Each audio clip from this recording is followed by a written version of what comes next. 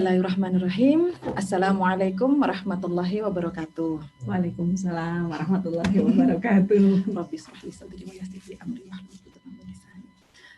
Selamat sore Bapak, Ibu, adik-adik, teman-teman, sahabat sekalian semuanya yang ada di rumah. Insya Allah sore hari ini masih bersama dengan Ustadzah Maya, Novita, dengan saya selaku moderator. Kita akan membahas sedikit nih terkait tentang indahnya hidup bersama dengan Al-Quran. Seperti biasa di hari Jumat sore jam 4 sampai jam 5 insya Allah saya akan menemani ibu-ibu sekalian, bapak dan ibu untuk membahas topik-topik tematik di dalam Al-Quran ya Ustadzah. Insya Allah kita akan bahas lebih lanjut. Ibu-ibu yang di rumah, yang di Zoom maupun di YouTube, bisa nanti ketika selama interaksi misalnya ada pertanyaan bisa dituliskan di kolom komentar, di Zoom juga boleh dan di YouTube juga dipersilahkan.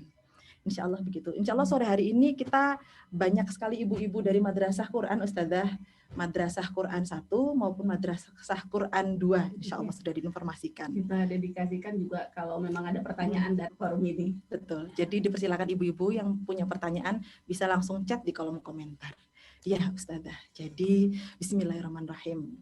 Minggu lalu kita bahas tentang indahnya hidup bersama dengan Al-Quran gitu. Itu kan ya Ustadzah ya? Barakallah Mbak ya. Ya, mudah-mudahan hal ini kita pahami dan kita rasakan sepenuh hati ya, dan kita termotivasi tentunya dengan semua yang dijanjikan tadi, keberkahan, rahmat, penyembuhan, barokah, cahaya. Dan itu adalah intinya Al-Quran, tapi kita nggak bisa akan meraih ini sebelum kita hidup bersama Al-Quran. Ketika kita sudah hidup bersama dengan Al-Quran, maka selayaknya dua orang makhluk yang hidup bersama ya Ustadzah, maka Al-Quran akan membuka tabir-tabir rahasianya gitu. Akan membuka isyarat-isyaratnya gitu. Dan hanya yang hidup bersamanya lah yang bisa menangkap isyarat-isyaratnya. Begitu ya Ustadzah ya. Hidup bersamanya berarti kalau kita hidup bersama dengan keluarga kita. Nah, orang yang selalu hidup bersama dengan Al-Quran, dialah yang menjadi keluarga Allah, keluarga Allah dan paling diperhatikan oleh Allah. Dan tentu saja kalau sudah hidup satu rumah kita dengan manusia akan tahu semuanya, akan mengerti isyarat-isyaratnya. Masya Allah. Kalau kita termasuk dalam keluarga Al-Quran, maka akan dicinta, diprioritaskan gitu ya Ustadzah. Betul, diurus yang pertama, dipenuhi semua kebutuhannya.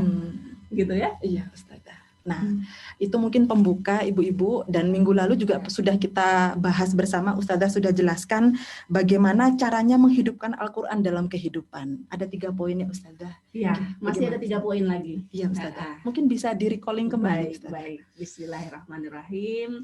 Semoga kajian ini menambah kerinduan kita, harapannya kepada Al-Quran, menambah semangat kita. Ya, tekad kita bersama untuk tadi meraih semua yang ada dalam Al-Quran. Tidak akan bisa kita raih kecuali kita sudah hidup bersama dengan Al-Quran. Yang pertama, kemarin kita sudah bahas, kita perjalanan kita dengan Al-Quran kita awali dengan menumbuhkan kecintaan, keagungan. Bagaimana dalam hati kita ini betul-betul gini loh, Al-Quran itu kan kita sebutkan Quranul Karim ya, Quran yang maha mulia. Nah, ada sudah belum dalam hati kita memuliakan Al-Quran itu? Nah, jadi ini yang pertama ya, kita memuliakan Al-Quran, kita mengagungkan Al-Quran, kita mencintai Al-Quran. Ini dulu ya. Baik, selanjutnya yang kedua, kemarin kita sudah bahas bagaimana kemudian kita membuka hati kita ya terhadap Al-Quran. Jadi sebelum kita membuka Al-Quran kita buka dulu hati kita. Jadi semua yang kita lihat atau semua yang kita dengar dari Al-Quran, itu nanti proyeksinya bukan ke mata atau ke telinga saja, tapi kita proyeksikan ke hati. Nah, itu maksudnya ya, kita buka betul hati kita, artinya memang Al-Quran itu adalah cahaya, dan kalau dalam hadis disebutkan cahaya itu yang ditembus cahaya itu adalah hati. Nah, begitu. Ini yang saya maksud kemarin kita sudah bahas, bahwa orang yang hidup dengan Al-Quran, dia mengawali langkahnya, yang pertama dia mencintai, dia mengagungkan, dia memuliakan Al-Quran, selanjutnya dia buka hatinya lebar-lebar terhadap Al-Quran. Ya, berarti ketika kita membuka hati kita lebar-lebar dengan Al-Quran, kita paham betul interaksi kita bukan sebatas interaksi mulut, bukan sebatas interaksi mata, bukan sebatas interaksi telinga, tapi interaksi kita dengan Al-Quran itu adalah interaksi hati. Dan Allah mengatakan memang Al-Quran itu cahaya, dan cahaya itu yang ditembusnya adalah hati. Nah, kalau hatinya ditutup, nggak bisa masuk ya, ibaratnya pintu, jendela, kemarin kita sudah bahas. Kalau ditutup ya nggak akan masuk dia, dan dia masuknya itu lewat hati, bukan masuknya lewat mata. Jadi kalau hatinya tidak dibuka, ya tidak akan ada cahaya yang masuk. Selanjutnya, yang ketiga kita kemarin sudah bahas, milikilah wirid. Nah, ya, jadi kita harus punya wirid Al-Quran. Sudah nggak usah diceritain lagi. Kemarin kita sudah ngobrol banyak ya tentang bagaimana indahnya orang yang dia memang punya wirid hari demi harinya, tidak akan dibiarkan berlalu begitu saja. Sebelum apa yang dia sudah memang melazimi kepada dirinya untuk membaca harus dia lakukan. Nah, wirid ini ya minimal memang membaca, dan kita diajarkan para salafun soleh wirid harian mereka dengan Al-Quran itu gimana? Luar biasa, ya luar biasa. Ada yang khatam Al-Quran dalam 3 hari, dan rata-rata sebagian besar mereka khatam Al-Qur'annya dalam 1 pekan. Ya, rata-rata 1 pekan. Nah, walaupun kemudian memang masih ada tuntunan dalam 3 hari, dalam 30 hari ataupun dalam 40 hari, ini masih ada tuntutan. Jadi minimal ya 1 juz itu minimal, tetapi sebenarnya itu minimal. Jadi yang banyak lagi para salafun saleh itu lebih ya dengan surat-surat yang diwiridkan, yang dibaca setiap hari. Nah, inilah artinya ketika kita hidup dengan Al-Quran, kita punya wirid harian yang kita senantiasa jaga. Begitu loh. Jadi saya berpikir juga ya, saya memotivasi diri kalau saya lemah dalam hal ini, apa artinya apa bisa dikatakan saya hidup bersama Al-Quran ini? Kalau yang ya, tidak ada wirid saya dengan Al-Quran dalam 1 hari gitu loh. Ya, maksudnya tidak ada sesuatu yang saya wajibkan diri saya dengan Al-Quran gitu loh. Bisa dipahami ya?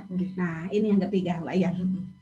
Jadi tiap-tiap dari kita ya Ustadzah, sebaiknya jadi gini Ustadzah, yang saya bayangkan selama ini kan dalam persepsi saya, yang namanya Ahlul Quran itu orang yang sangat menikmati berinteraksi dengan Al-Quran, yang banyak bacaan Qurannya, hafalan Qurannya banyak gitu. Jadi kalau ngelihat diri saya yang sekarang sepertinya jauh panggang daripada api gitu. Jadi mungkin yang perlu kita ikhtiarkan itu ya Ustadzah, pertama agungkan, cintai Quran terlebih dahulu, buka Quran seraya membuka hati, seolah-olah ini memang Allah berbicara kepada kita. Dan tetapkan diri bahwa kita harus punya wirid harian ya Ustadzah. Semoga dengan itu pelan-pelan cahaya bisa masuk gitu, menyinari hati, menyinari hidup, sehingga kita tidak seakan-akan hidup dalam kegelapan. Betul sekali. Karena saya rasa banyak sekali Ustadzah, saya mengenal banyak sekali orang pintar yang tidak terhingga baca bukunya gitu, yang punya relasi luas gitu, yang pengalamannya banyak, usia juga sudah banyak, berarti kan pengalamannya banyak, tapi masih merasa gelap dalam kehidupan gitu. Tidak tahu harus mencari solusi kemana. Mungkin karena kita tidak punya cahaya. Karena kan kita Muslim kan berserah diri ya. We cannot depend ourselves in ourselves gitu. Maksudnya nggak bisa menggantungkan diri kita kepada diri kita gitu sendiri. Harus bergantung kepada Allah. Karena itu kita butuh Quran. Benar. Jadi cinta itu kan harus diperjuangkan, orang bilang begitu ya. Cinta itu dicari, ya, bukan ditunggu saja. Nah, ini sebenarnya proses. Jadi memang kalau di awalnya mungkin masih belum terasa cinta, itu saya senantiasa memahami itu kita sedang dalam proses perjuangan gitu loh. Kalau dalam ibadah ini, gitu ya. Jadi jangan langsung memikirkan kita mencintai Al-Quran. Prosesnya ini, kalau prosesnya ini dijalani, nanti itu sudah tidak terasa menjadi beban. Ya, disitulah cinta, disitulah indahnya hidup ada di situ. Cuman kita belum bisa langsung bercerita tentang keindahannya sebelum kita memahami tahapan perjuangannya ini, seperti itu. Dan mungkin sudah dijanjikan ya Ustazah, kalau dalam hal dunia mungkin tidak dijanjikan gitu, entah kita dapat atau tidak. Betul. Tapi tidak kalau ada jaminan. Tidak ada jaminan. Kalau dengan Quran, cintanya Allah pasti jaminan. Pasti dapat. Ya. Masih ada 3 langkah lagi. Iya Ustazah. Baik. Monggo Ustazah. Iya, langkah yang selanjutnya ini mungkin dekat tapi agak ada beda ya. Ada tentunya semakin ke atas dia tingkatannya itu lebih semakin dalam lagi. Nah, jadi kalau yang kedua tadi kita buka dulu saja hati kita. Boleh jadi mungkin kita belum paham. Nah, kalau yang keempat ini berusahalah kemudian memahami. Ya, berusahalah memahami dan memahami di situ kita akan kita akan bisa terpengaruh dengan apa yang kita baca. Kita akan larut begitu loh. Coba kalau kita baca novel yang sedih mungkin kita nangis gitu ya, baca atau menonton ya, baca ini sekarang ya. Kita kenapa kok bisa begitu? Karena kita larut karena kita paham gitu loh. Nggak mungkin kita akan nangis kalau kita nggak paham apa yang kita baca kan begitu. Nah, begitulah Al-Quran. Al-Quran itu penuh hal-hal yang kemudian membuat kita waspada, membuat kita bahagia, membuat kita termotivasi, ya, membuat kita mengecilkan mungkin ambisi-ambisi dunia kita yang mungkin terlalu besar begitu ya. Nah, sehingga kita kemudian lebih merasakan bahwa kehidupan yang hakiki itu adalah memang kehidupan ketika memang kita dekat, ketika kita punya visi yang jelas dalam hidup ini. Nah, itu dari pemahaman kita dengan Al-Quran. Jadi orang yang hidup dengan Al-Quran, setelah tadi dia mengawalinya dengan wirid, dia buka hatinya, kemudian dia terus berusaha memahami apa yang dia baca sehingga dia terpengaruh. Ayat-ayat yang memotivasi menjadikan dia termotivasi, gitu ya. Ayat-ayat yang membuat dia merasa kuat, merasa mulia, merasa tidak lemah, dia akan bangkit seperti itu. Ini langkah yang keempat ya, langkah yang keempat. Selanjutnya langkah yang kelima ini menarik sekali. Langkah yang kelima untuk kita ya, bagaimana kita bisa hidup dengan Al-Quran ini. Jadikanlah bacaan atau interaksi kita dengan Al-Quran istisfaan. Tadi sudah kita singgung sebenarnya. Jadi kita meraih Al-Quran itu kan untuk cari berkah, untuk cari rahmat, untuk mencari obat kan, syifa. Nah, ini jadikanlah betul Al-Quran itu sebagai obat bagi kita.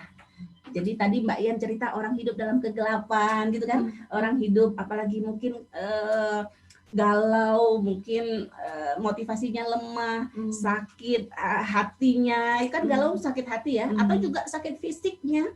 Nah, obatnya nemu di mana? Yang bisa jadi obat mana? Al-Quran.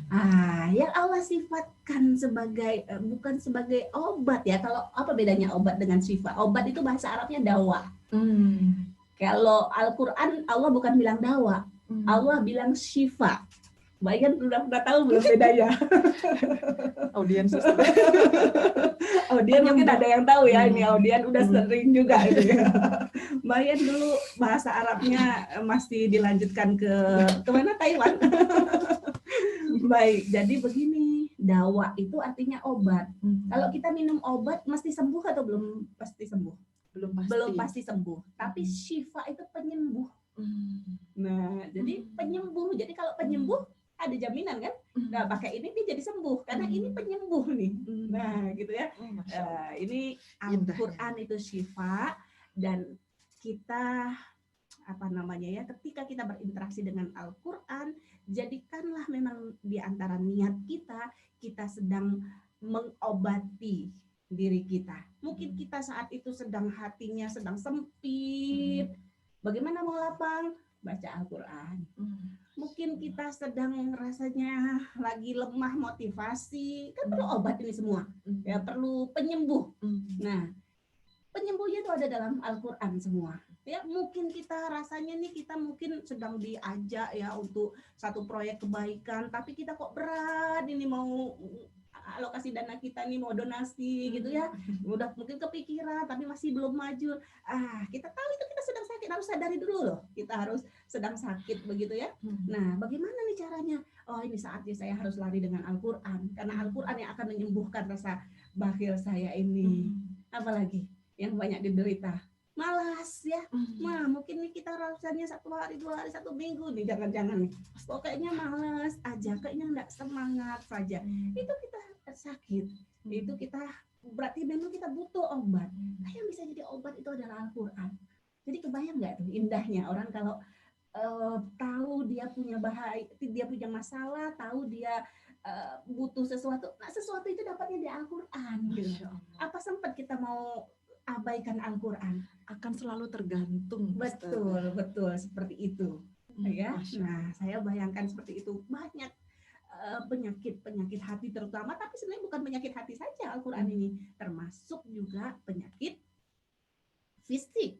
Ya, pernah salah seorang sahabat datang kepada suatu kaum ya, diceritakan itu pemimpin kaumnya kena bisa ular. Nah, jadi sakit, kemudian minta tolong diobati. Ini kan kalau itu sakitnya sakit fisik atau psikis itu? Fisik ya. Nah, kemudian minta obat, bisa nggak nih ada yang bisa ngobatin ya? Kalau itu kan ruqyah itu jampi ya. Kalau pengobatan model lalu itu dengan pakai jampi begitu. Nah, jampi itu ruqyah gitu ya. Apa yang dibacakan sahabat kita? Membacakan Al-Fatihah dan Allah angkat penyakit itu. Dan banyak sekali cerita-cerita pembuktian ya. Dan terutama nanti Quran surat Al-Fatihah ini bisa meruqyah, bisa mengobati penyakit, dan itu kita yakin, kita percaya. Kenapa? Karena yang bicara adalah Allah Subhanahu wa Ta'ala. Masya Allah. Nah, ini jadi kita memang berinteraksi kepada Al-Quran, karena saya rasa pasti kita senantiasa punya keluhan gitu loh dengan diri kita ya. Setiap saat. Namanya dunia tempat masalah katanya. Tempat kesedihan, ya mungkin minimal mungkin dia tidak punya masalah, tapi dia aku kepengen punya semangat yang lebih tinggi kan gitu seharusnya ya. Aku kok begini-gini saja, aku harus bisa mencapai yang lebih tinggi lagi. Nah, itu dia dapatnya dari Al-Qur'an. Keletihan, nah ini juga ada cerita yang menarik sekali ya. Lagi capek, lagi letih, maunya ngapain? Tidur. Maunya tidur. Benar, maunya tidur ya.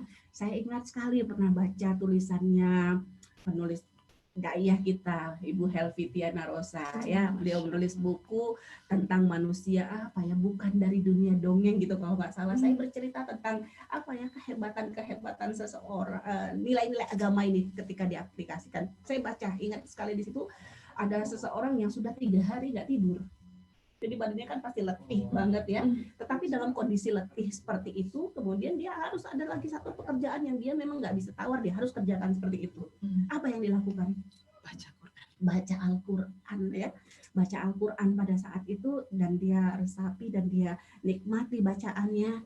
Nah, ini dia katakan seolah-olah selesai membaca itu saya baru bangun dari tidur 1 hari gitu rasanya badannya itu. Dan saya juga punya sahabat nih, dia pernah berceritanya, sebenarnya saya malu ya, kok ceritanya sahabat, berarti Ustazah belum pernah cerita sendiri.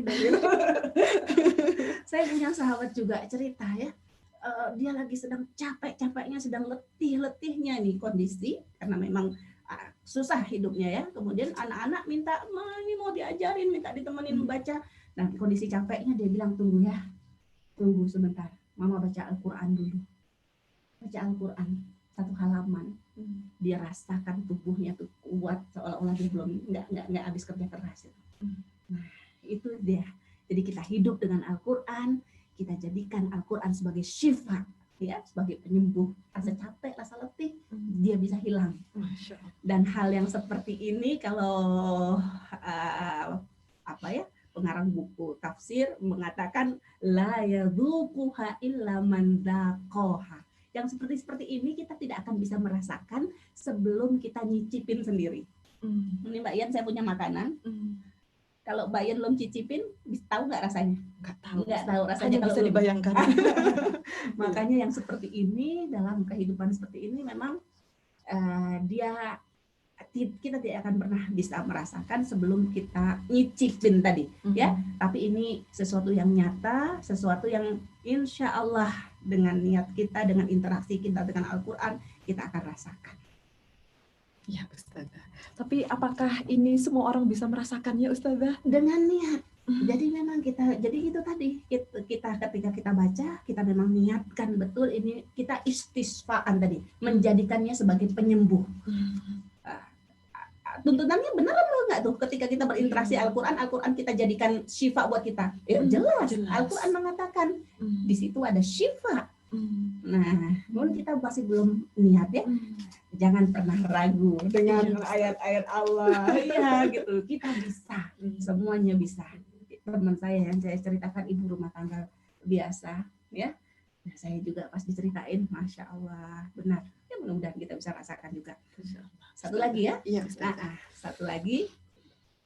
Oh, ada pertanyaan Mbak Yan. Oh iya. Ada pertanyaan, kita bacakan dulu ya Ustaz. Iya. Pertanyaannya, mata saya agak minus Mas, saya di sini saja. Ustazah, mohon penjelasan bagaimana cara-cara atau motivasi apa saja agar hati kita bisa terbuka untuk menikmati berinteraksi dengan Al-Quran. Ya. Oh, atasnya ada lagi. Cara supaya kita membuka hati. Agar hati kita bisa terbuka untuk menikmati Ustazah. Iya.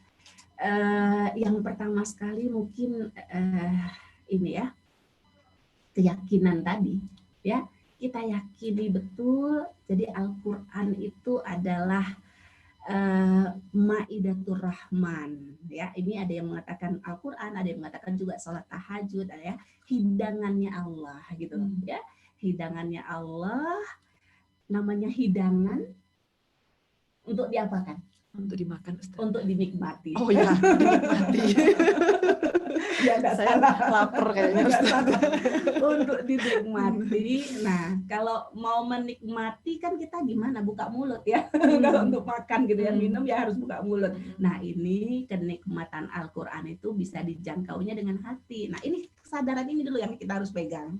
Ya, kita harus pegang dulu ini suatu kenikmatan, dan kenikmatan cahaya itu yang bisa merasakannya adalah hati kita. Oleh karena itu, jadi tadi kan caranya bagaimana supaya bisa kita membuka hati, kita yakini dulu ini di sini adalah hidangannya Allah.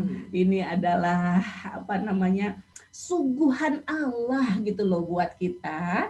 Nah, kan harus kita makan, harus kita buka mulut kita. Tapi ini yang bisa merasakan bukan mulut, ini yang bisa merasakan hati. Jadi Al-Quran itu nutrisi gitu ya. Kalau kita mau bicara, dan saya ingat poin juga ya, Al-Quran itu adalah ruh, kan begitu Al-Quran mengatakan. Nah, ruh itu kan membuat hidup kita ini diri kita terdiri dari jasad dan ruh. Nah, yang hidup yang mana? Yang ruh itulah yang kehidupan dalam diri kita. Nah, Allah katakan yang disifatkan sebagai ruh yang bisa menghidupkan itu adalah Al-Quran. Yang ingin saya sampaikan, ibu-ibu yang dirahmati Allah, dia adalah yang dituju itu hati, gitu. Ya, jadi kalau makanan itu yang dia menjadi gizi buat ruh kita, buat fisik kita. Tapi karena ini dia ruh, ya, dia nyambungnya, dia menjadi makanan kepada ruh kita. Jadi yang dibuka itu ruh, maksudnya hati, ruh kita yang dibuka. Dilandasi dengan ilmu ini dulu, ya, sambil kemudian bagaimana caranya. Nah, kalau pertanyaan bagaimana caranya, sebenarnya ini begini, ibu-ibu yang dirahmati Allah, Mbak Ian. Ada pertanyaan begini, bagaimana sih caranya kita biar bisa sabar?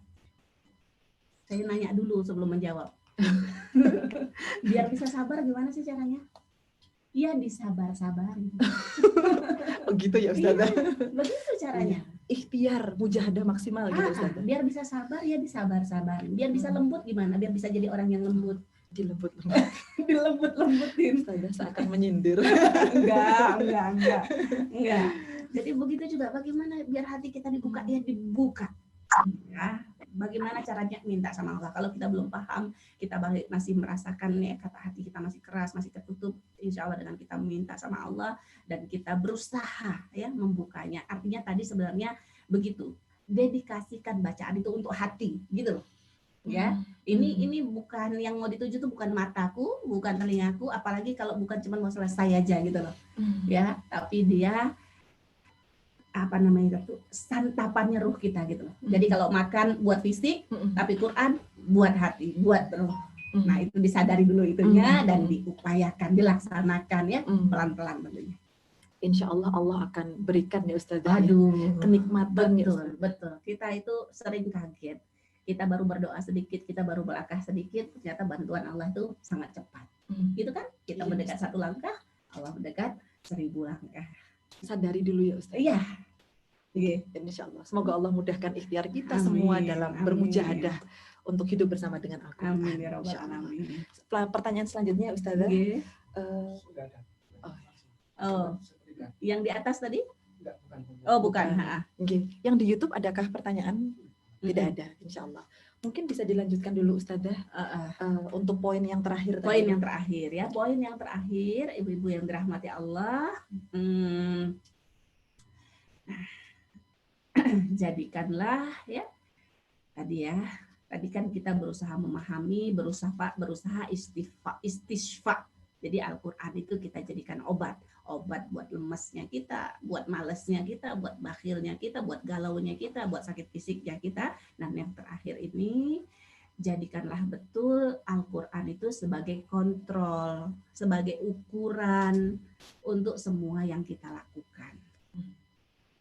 Untuk semua yang kita lakukan ketika kita misalnya ya kita mau mengontrol akhlak kita nih gitu loh kepada suami misalnya.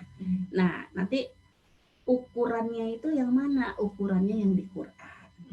Kita mau tahu ini sekarang mata kita sudah benar atau belum. Nanti kita melihat ukurannya apa bimbingan Allah untuk mata kita gitu loh. Ya, jadi begitulah orang yang hidup dengan Al-Quran, dia senantiasa menjadikan nilai atau ukuran begitu loh.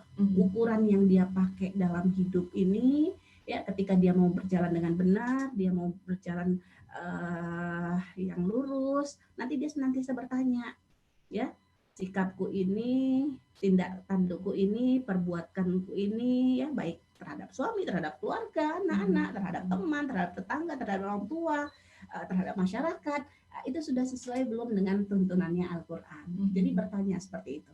Ya, saya menarik sekali, saya belajar juga dari Ustaz Adi Hidayat, beliau sangat rinci sekali sudah menjelaskan bagaimana bimbingan mata dalam Al-Quran, bagaimana bimbingan telinga terhadap Al-Quran, bagaimana bimbingan kaki terhadap Al-Quran, bimbingan tangan terhadap Al-Quran. Nah, itu sudah belum gitu. Nah, jadi pedoman ya Ustaz. Iya, jadi ukuran. Jadi bagaimana kaki kita berbuat, bagaimana tangan kita berbuat, bagaimana kita dengan anak kita, bagaimana kita sama tetangga kita. Nah, ketika kita jadikan ini saya ini ya sudah sesuai dengan tuntunan tadi, sudah sesuai dengan aturan yang disebutkan oleh Al-Quran atau belum. Terus bertanya seperti itu ya, mata saya sudah terbimbing dengan Al-Quran atau belum. Gitu kan, kalau mata tuntunannya harus menundukkan mata, menahan mata dari gemerlapnya dunia itu ada loh. Nah gitu ya, kita kadang-kadang kalau di jalan kadang-kadang keluar kita tuh merek-merek apa gitu, merek-merek kendaraan gitu ya, jadi obrolan kita, padahal mata kita tuh ada perintahnya, tahanlah mata nih dari zahratal hayatad dunia seperti itu. Sekarang yang dilihat bukan di luar Ustazah, sosial media lebih riuh Ustazah, dibandingkan di jalan-jalan yang sepi karena corona. Iya, benar. Ustazah. Itu Iya. juga akibat, kalau saya rasa itu juga penyakit masa kini, Ustazah. Iya, Ya, mungkin karena kita tidak menundukkan pandangan betul. terhadap dunia Iya. di selembar Betul. Jadi satu layar itu. kecil. Jadi yang kita pastikan mata aku ini ya, dia sudah menjalankan fungsinya sesuai dengan tuntunannya Allah atau belum gitu. Oh, Masya Allah. Mm-mm. Ya. Mungkin ini Ustazah, tabiat manusia Ustazah, dari zaman dahulu sampai sekarang itu kan saya manusia itu suka sekali memperumit hidup Ustazah.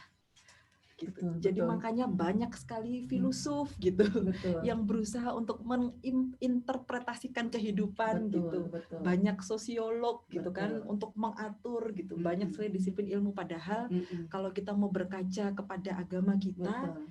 hidup itu sederhana.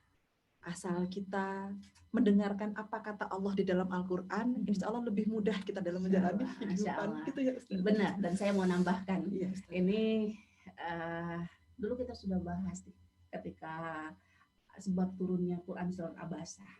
Ya. Sedikit ya saya bahas. Jadi Quran surat Abasa itu kalau secara apa namanya ya, kita kalau membahasakan ya kejadian yang dialami oleh Rasulullah itu sesuatu yang manusiawi, iya kan? Iya. Menghadapi pembesar Quraisy seperti itu dan berdakwah. Berdakwah ini kalau masuk Islam nih, pembesar Quraisy nih insya Allah satu Mekah nih bisa masuk Islam semua. Ya, beliau agak sedikit lah masih mengabaikan ya seorang Abdullah bin Umi Maktum. Kenapa dia sebenarnya bukan karena dia fakir atau dia miskin atau dia cacat, sebenarnya dia sudah masuk Islam, masalahnya jadi bukan saat itu bukan tidak salah prioritas gitu, iya betul, tapi ditegur, tapi sama Allah salah. Nah, walaupun kita bilang kan manusiawi, tapi bagi Allah tidak. Ini berarti memang dan di situ pelajarannya, Allah tidak mau kita hidup ini ukurannya manusiawi. Begitu ya. Allah mau kita hidup bukan pakai ukuran manusia. Allah mau kita hidup pakai ukuran langit, dan kita tidak disuruh menjadi manusia yang manusiawi. Masya Allah. Kita disuruh apa?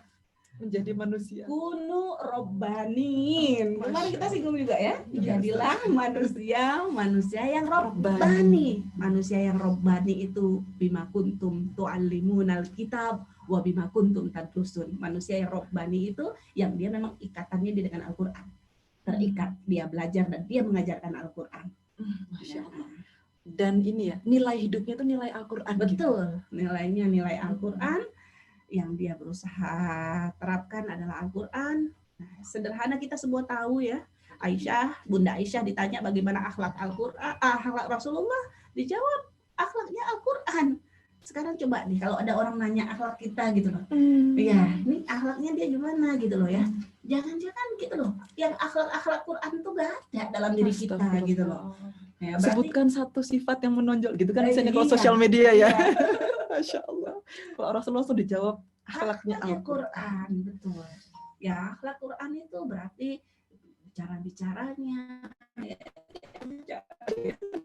sama, saya juga rasanya mengkeret kalau ngomong seperti ini mengkeret. Tapi ya kita sudah bahas ya pekan yang lalu, ini perjuangan sepanjang hidup kita. Ya, kalau sudah selesai begitu baru bisa bicara, bukan artinya bicara sudah bisa, seperti itu loh ya. Semua perjuangan kita ada tarafnya, mungkin suatu saat kita sudah baik, tapi kalau kita tidak jaga bisa jatuh lagi juga. Masya Allah. Jadi ikhtiar mujahadah kita bersama adalah menjadi manusia langit ya Ustazah. Ya. Yang tidak kalau bahasa Ustazah itu tidak terikat hatinya kepada dunia gitu, tidak tertawan gitu ya Ustazah ya. Betul. Masya Allah. Semoga Allah mudahkan. Amin. Mungkin ada pertanyaan ibu-ibu? Oh, ada pertanyaan. Iya, sebentar ya Ustazah, saya lihat sebentar. Oh iya. Iya, sebentar Mas. Mata saya agak tidak terlihat kalau di layar. Ustazah, satu-satu ya. Al-Quran adalah, ini pernyataan Ustazah. Al-Quran adalah hidangan dari Allah yang harus dinikmati oleh hati. Cahaya dengan keyakinan, nutrisi bagi hati. Al-Quran menjadi makanan bagi ruh kita, gitu ya Ustazah. Dicatat oleh ibu-ibu di rumah. Jazakumullah khair. Nah, ini ada yang bertanya Ustazah. Ustazah, bolehkah saya berdoa meminta jabatan, Ustazah.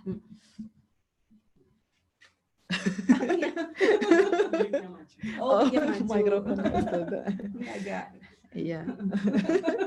Pertanyaannya Ustazah Iya. tadi, apakah boleh berdoa meminta jabatan, Ustazah? Baik. Ibu-ibu yang dirahmati Allah, ada tuntunannya. Nah, nanti begini nih, yang tadi yang nomor 6 tadi ya, terkait dengan doa kita, itu juga nanti ukurannya tentu saja nanti pakainya ukuran Al-Quran. Ada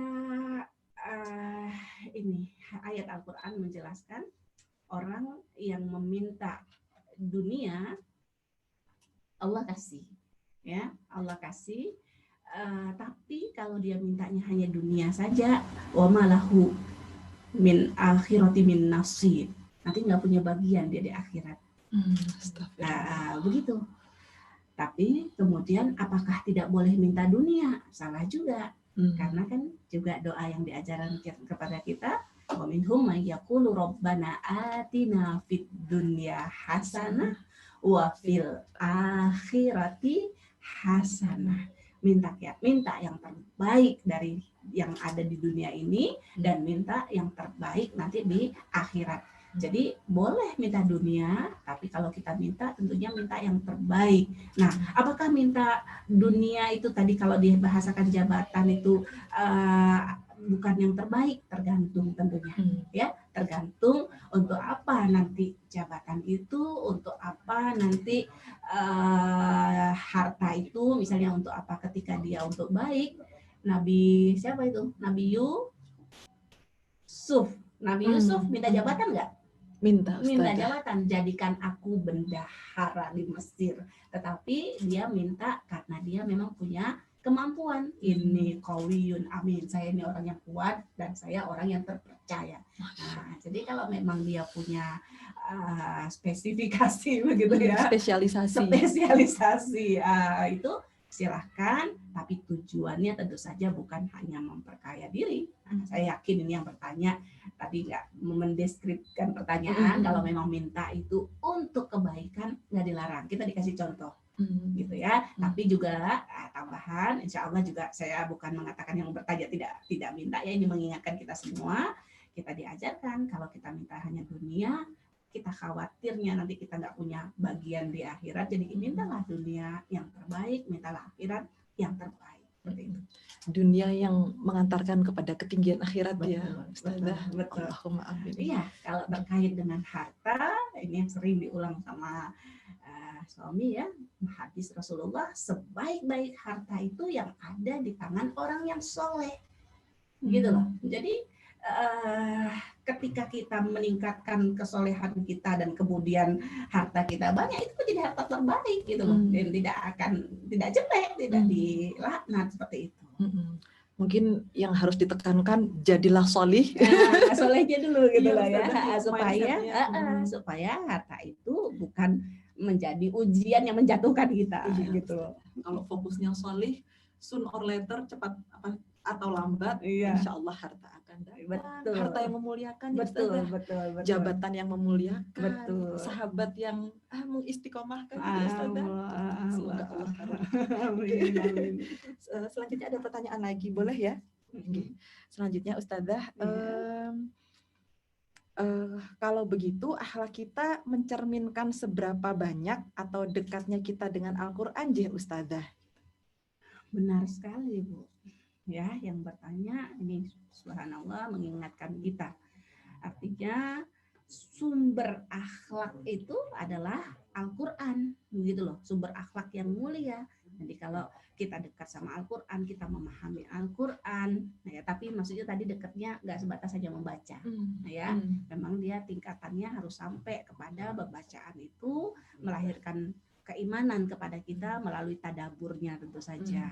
Nah, ketika kita tadabur, kita mengambil banyak sekali ya arahan-arahan gitu kan untuk terkait dengan akhlak.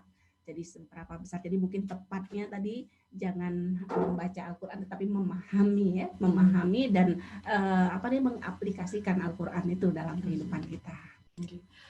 Sepertinya kalau kita menjadi sahabatnya Al-Quran, Ustazah. Ya. Kalau kita biasanya kan sesuai dengan karakter keluarga kita ya Ustazah. Iya. Ya nggak Ustazah? Betul. Nah, jadi kalau kita menjadi keluarga Al-Quran, harapannya kita juga bisa seperti yang Al-Quran deskripsikan gitu, menjadi manusia tadi, Rabbani, manusia langit ya Ustazah. Betul. Soon or later, bismillah saya percaya. Bismillah. Iya, manusia langit, manusia yang Rabbani, ukurannya dengan Quran juga kan? Iya Ustazah. Nah, jadi ayatnya jelas sekali. Bima kuntum tu'allimunal kitab wa bima kuntum tadrusun. Yang pertama itu ngajarin. Nah, dan belajar. Makanya saya senantiasa ya mendoakan, dan kebahagiaan saya itu kalau ibu-ibu yang belajar tuh sudah mengajarkan Al-Quran tuh bahagia sekali. Ini salah satunya sudah mengajarkan karyawan Priscilla, Mbak Yan. Alhamdulillah. Semoga, aduh karyawan saya mendengarkan. Ya insya Allah itu pertanyaannya Ustazah. Oh, ada yang bertanya lagi Ustazah. Mohon maaf Ibu. Afwan bertanya, bagaimana caranya agar kita selalu punya semangat untuk wirid Al-Quran setiap hari? Karena kadang-kadang kita merasa sibuk atau kurang semangat, Ustazah. Baik. Ibu-ibu yang dirahmati Allah, kalau kita mau bertanya ke dalam diri kita, ya, yang paling kita cari apa sih ini sebenarnya dalam kehidupan? Ya, saya yakin yang mendengar semua yang paling kita cari itu kan ya kebahagiaan gitu ya, ketenangan, punya jaminan keselamatan gitu ya, orang kerja supaya ada jaminan masa tua gitu kan, kecukupan, itu yang kita cari sebenarnya, dan itu semua adanya dalam Al-Quran ya.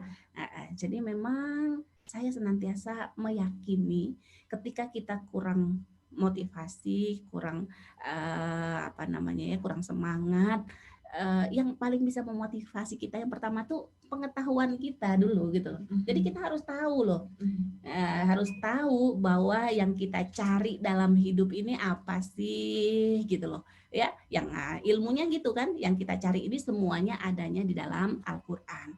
Apalagi kemudian kalau kita mau mengkaitkan yang paling kita cari ini kan sebenarnya dalam kehidupan ini, ya, bagaimana kehidupan kita ini kemudian mendatangkan keuntungan kita di akhirat gitu loh. Coba Mbak Yan, kita satu hari ini beraktivitas terus mungkin ya, apalagi sebagai ibu gitu ya, kita merasanya capek, kita merasa letih, tiba-tiba nggak ada apa-apanya gitu loh. Ya, buat akhirat gitu loh. Kalau buat dunia aja juga kadang kita udah aku ngerjain apa tadi kok nggak ada hasilnya gitu kadang-kadang juga ya. Mungkin banyak yang kosongnya, banyak ya. Itu kan kita nyesel kayak nggak ada hasil gitu ya. Nah, mari kita ini kan bahwa hasil kita itu kan ketika kemudian ada amal soleh begitu loh ya. Nah, ini para ulama saya membaca Bu, yang paling banyak mendatangkan kita amal soleh itu Quran. Ya, coba kita ini loh hadisnya itu yang Allah menjanjikan dalam setiap huruf itu 10 kebaikan. Wala aqulu alif lam mim harf walakin alif harf lam harf mim harf. Jadi dalam 10 menit saja ketika kita baca Al-Quran itu pahalanya banyak sekali. Ya, pahalanya banyak sekali. Orang kerja cari duit itu loh, semangat gitu apa ya, selain kemudian dipakai dia kepengen nabung kan gitu loh. Nah kita ini juga gitu loh, kita kepengen punya tabungan yang banyak buat di akhirat gitu loh. Nah yang paling mendatangkan pahala yang banyak itu Al-Quran. Kenapa? Karena ya itu tadi, satu huruf kita baca kita dapat 10 kebaikan. Apalagi kemudian itu kalau membaca ya, apalagi kalau proses kita menghafal itu membacanya lebih banyak. Karena kalau menghafal itu kan membaca yang diulang-ulang. Membaca banyak sekali. Nah, jadi gitu tadi ya. Kalau ada pertanyaan bagaimana nih kita bisa semangat, bagaimana kita bisa motivasi, cari hal-hal yang kemudian menyemangati kita dari Quran. Oh, Al-Quran ini yang mendatangkan pahala paling banyak gitu ya. Oh, Al-Quran ini yang bisa mendatangkan ketenangan buatku. Oh, Al-Quran ini loh yang bisa menjadi obat sumpekku ini gitu loh. Ya, capek nih ngadepin anak gitu ya. Di hari-hari gini nih kita di sekolah apa namanya program pandemi seperti ini ya, banyak ibu-ibu yang katanya sudah melambaikan bendera putih. Makin repot. Iya, mudah-mudahan kita dikuatkan ya. Katanya ada yang lucu ya. Tapi memang ini yang sedang kita hadapi. Insya Allah kita kuatkan diri kita dengan Al-Quran. Nah, yang bisa menjadi obat, yang bisa menghilangkan capek, gitu adalah Al-Quran. Terus ibu mau cari di mana? Kalau nggak dengan Al-Quran nggak dapat nanti seperti itu. Ya intinya jangan salah fokus ya Ustaz. Iya. Kalau fokusnya untuk mendapatkan benefit, tidak akan.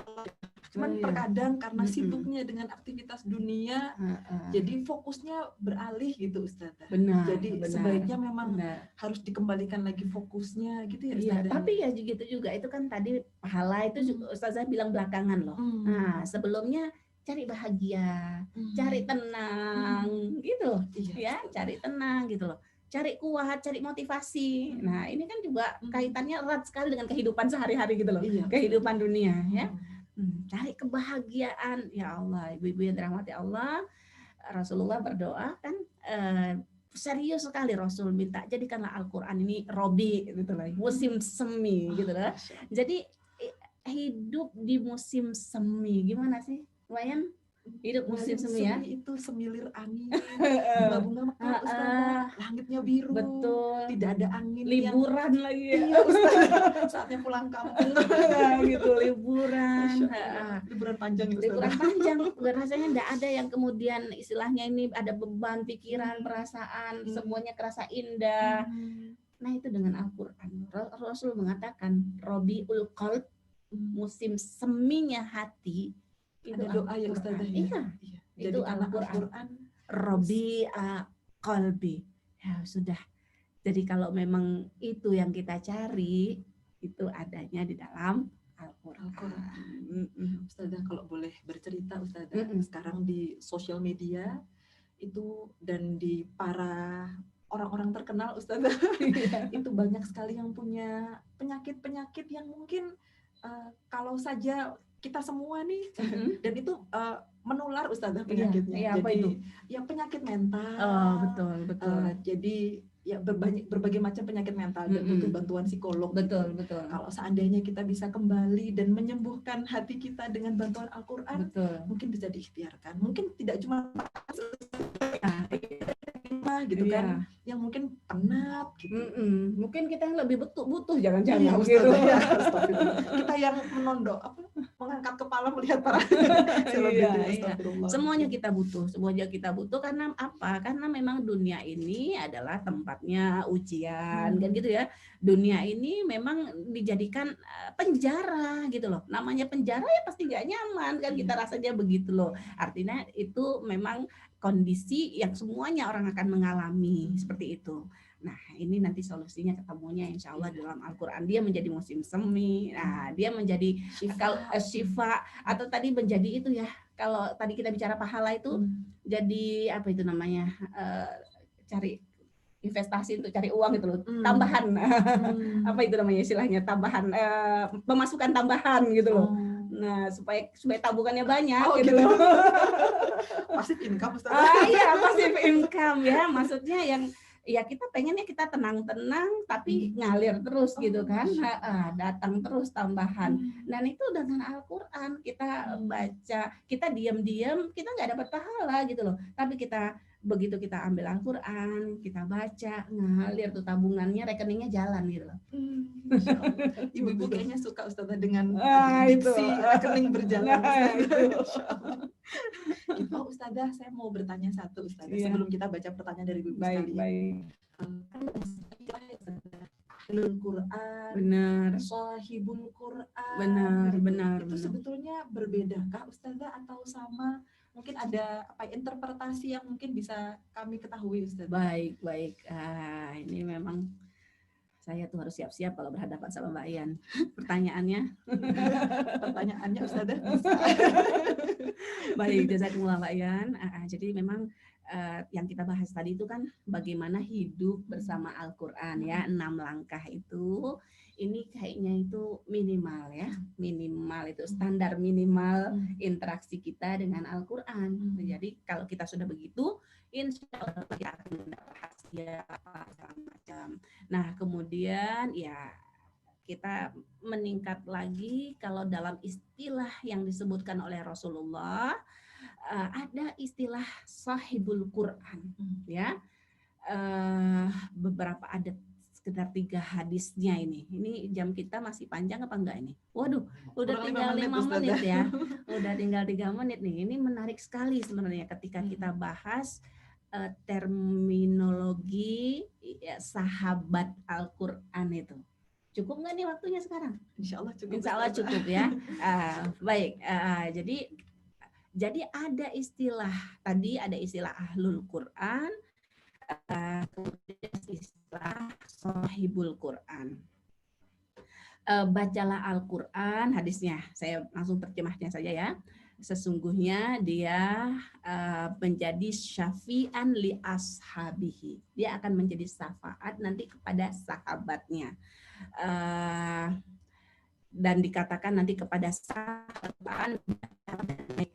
Jadi yang saya sampaikan di sini, kata-kata sahabat Al-Quran itu bukan istilah kita, itu istilah Rasulullah di samping istilah yang lain ya. Nah jadi tadi kalau kita hidup bersama dengan teman gitu loh, apa sudah pasti kita bersahabat sama mereka? Enggak, belum pasti gitu kan. Nah kita mungkin hidup bersama ya. Ada juga orang berhidup sama suami tapi dia tidak bersahabat mungkin sama suami ya. Mudah-mudahan ya seharusnya yang paling berhak kita sahabati adalah yang hidup bersama kita ya, suami. Nah tapi ada gitu loh ya, sama-sama hidup. Atau kita kalau misalnya kita bertetangga itu kan kita hidup sama di satu tempat begitu loh ya, tapi tidak semuanya menjadi sahabat kita. Nah begitu juga orang yang hidup bersama dengan Al-Quran, tidak semuanya yang dia sampai di ya tingkatan dia sebagai sahabat.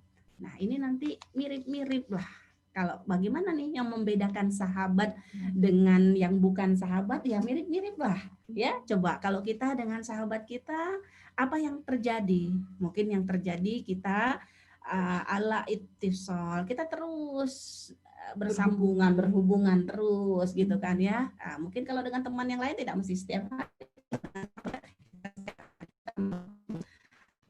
setiap hari. Ini ya mungkin pagi siang lagi kadang-kadang. Senang sekali saya dikumpulkan bersama sahabat-sahabat di semua pengurus, ada Bu Ivita juga ini ya, dan teman-teman yang lain juga insya Allah. Nah jadi begitu, kemudian dia selanjutnya tempat kembali ya Ustazah, mungkin sahabat itu. Iya, tempat kembali dia benar. Artinya dia erat sekali sehingga ya mirip tadi, kalaupun keluarga jadi tahu rahasia. Artinya kalau sahabat itu bertemunya, nanyanya nggak sekali-kali ya, terus-terusan. Nah, seperti itu. Nah, kalau sahabat itu senantiasa dia lekat di hatinya ya, lekat di hatinya, sehingga ketika dia punya masalah yang teringat itu ya sahabatnya pasti ya. Dia mau cari solusi, dia kepingin apa, yang dia tanya adalah sahabatnya. Dia nggak nanya ke orang yang lain, dia tanyanya ke sahabatnya. Dia percaya dengan sahabatnya. Dan itu tadi, kalau dia duduk sama orang lain mungkin sebentar, tapi kalau dia duduk sama sahabatnya dia duduk ya lama, seperti itu ya. Dan menunggu-nunggu kebersamaan dengan sahabat. Menunggu-nunggu, bikin momen supaya bisa bertemu gitu kan ya, bikin disempat-sempatkan. Nah, seperti itulah ya. Jadi dia tingkatannya sangat akrab sekali, sangat intens sekali, dan itu. Atau mungkin tingkatannya berbeda Ustazah. Ahlul Quran itu kan keluarga Allah. Ahlul Quran. Ahlul Quran itu adalah gini. Ahlullah adalah ahlul Quran. Jadi sebenarnya kalau kita mau membandingkan ya nggak tepat juga ya, karena ahlul Quran itu ya sudah demikian hebatnya. Nah, tadi yang Ustazah mau bandingkan sebenarnya kita hidup dengan Al-Quran. Dengan kita hidup dengan Al-Quran itu harapannya kita menjadi ahlul Quran. Ahlul Quran itu adalah sahabat-sahabat Al-Quran. Ya, tapi ya gitu, tingkat kita hidup dengan Al-Quran ini berbeda-beda. Ada yang dia tingkat hidupnya, dia hidup bersama tapi dia tidak bersahabat. Persentase sahabat di hati juga berbeda. Ada yang sahabat lekat sekali. Betul. Nah, jadi ya sebenarnya tidak berbeda dengan ahlul Quran begitu ya, tapi ini mengajarkan kepada kita ketika kita sudah hidup bersama Al-Quran, nah ada kemudian Allah mengistilahkan ada orang-orang yang kata Allah dia adalah sahabat kita bandingkan ya, kita hidup dengan orang lain biasa, kita hidup dengan sahabat seperti itu. Sebaik-baiknya sahabat ada Al-Quran, karena Al-Quran akan menemani kita ya Ustaz. Betul, jadi dia teman dia ketika sendirian. Kalau sahabat Al-Quran itu ketika sendirian, dialah temannya ya, ketika dia menginginkan ide, menginginkan penyegaran gitu loh dalam dirinya, dia yang keinget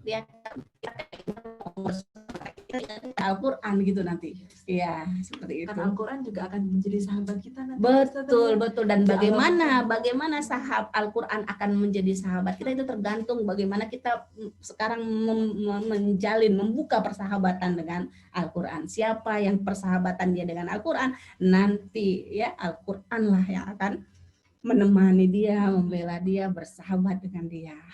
Semoga Allah anugerahkan kita sahabat ya, bersahabat erat dengan Al-Quran. Allahumma amin. Semoga Allah karyakan Al-Quran bisa menjadi syafaat ya Ustaz. Amin ya rabbal alamin. Nah, ini yang menjadi syafaat tadi itu yang masuk kategori sahabat tadi.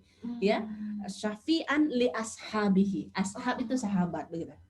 Ya, jadi bukan li qari'ihi gitu loh, bukan li hafizihi, tapi li ashabihi yang bersahabat. Masya Allah. Ya, bismillah. Semoga dengan segala keterbatasan kita mampu ya Ustazah, mohon doakan kami. Ya, insya Allah. Mudah-mudahan kita semua dipilih oleh Allah dan insya Allah taufik Allah itu ya Allah turunkan insya Allah. Insya Allah. Nah, untuk ibu-ibu yang di rumah, teman-teman, adik-adik, kakak-kakak, Ustazah, karena banyak sekali dari berbagai macam latar belakang usia, gitu ya. Insya Allah yang ingin belajar lebih lanjut tentang berkenalan dengan Al-Quran ya Ustazah. Betul. Kita ada kelas madrasah Quran. Nanti kalau misalnya teman-teman sekalian yang ingin belajar lebih lanjut, nanti insya Allah bisa menghubungi panitia atau yang tertarik itu bersama sekalian. Di Madrasah Quran juga ketika nanti ada pertanyaan di forum-forum besar kita, di kelas tafsir kita, bisa bertanya di hari Jumat ini. Betul, Ustazah. Betul, senang sekali bisa bersama-sama. Mungkin ada penutup Ustazah? Baik, jazakumullah atas kebersamaan kita. Ya, harapan saya tentu saja karena kita bertemu di sini hanya karena Al-Quran, ini kita jadikan betul ya sebagai satu pertemuan yang kita rindukan ya. Ada janji Allah itu kan kepada orang yang bersama-sama mencintai Al-Quran, itu diturunkan banyak sekali janji Allah seperti itu ya. Nah, mudah-mudahan ikatan kita, maksud saya ini bisa kita langgengkan dan kita berjanji bersama-sama memang hanya Al-Quran yang mempertemukan kita, dan semoga Allah Al-Quran. Allahumma amin. Semoga ibu-ibu, adik-adik, kakak-kakak semua di rumah bisa beristiqomah untuk bermujahadah hidup bersama dengan Al-Quran. Gitu ya Ustazah. Insya Allah kita bertemu lagi pekan depan di hari Jumat yang sama, di jam yang sama insya Allah. Insya Allah. Wassalamualaikum warahmatullahi wabarakatuh.